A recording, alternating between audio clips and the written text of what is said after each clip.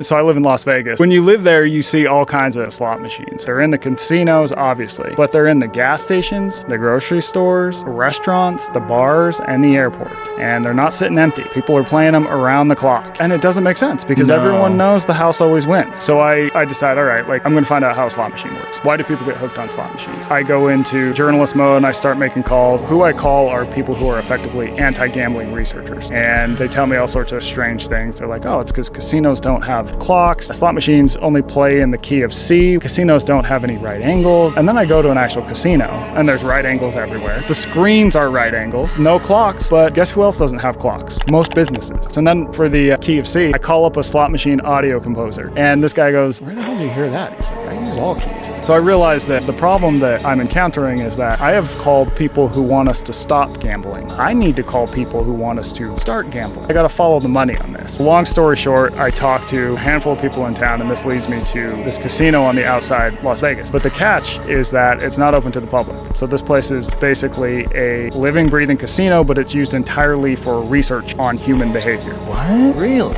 Who funds that? 73 different companies. So there's gambling companies that are involved, but also a bunch of big tech companies who are on the Fortune 500. I go there, it's a legit casino. They're basically looking at how everything that happens in a casino affects human behavior. So how does room design and the technology we're using in rooms affect behavior? How does betting with, say, an AI bot versus an actual human impact betting? Now, when I'm there, I meet with a guy who designs slot machines. So the reason that these things are so entrancing to people, it tracks back to this behavior loop that I call the scarcity loop. Looping behavior that when people do it, they tend to get hooked on it very easy. So it's got three parts: opportunity, unpredictable rewards, and quick repeatability. Opportunity, you have an opportunity to get something of value. In the case of a slot machine, it's money. Unpredictable rewards, you know you're going to get the thing of value if you continue the behavior, but you don't know when. You don't know how valuable it's going to be. So with the slot machine game, when those reels are spinning, you could win nothing, you could win a couple dollars, or you could win a life-changing amount of money. There's a fantastic range of things that could happen. And then three, quick repeatability, you can immediately repeat the behavior. So with slot machines, the average player plays about 16 games a minute. And that's different from all other habits. Like most habits, you don't immediately repeat them. Now, the reason that people are so interested in this, companies, casinos, is because this sort of three-part system I just laid out, it can get people to repeat a lot of other behaviors too. So it's in social media, it's in sports gambling, it's in dating apps, gig work economy companies are using it to get people to work longer hours, personal finance apps, and on and on and on. It's been embedded in so many of the products, even institutions that influence people's lives because it is so captivating to us. We tend to get hooked on this three-part system.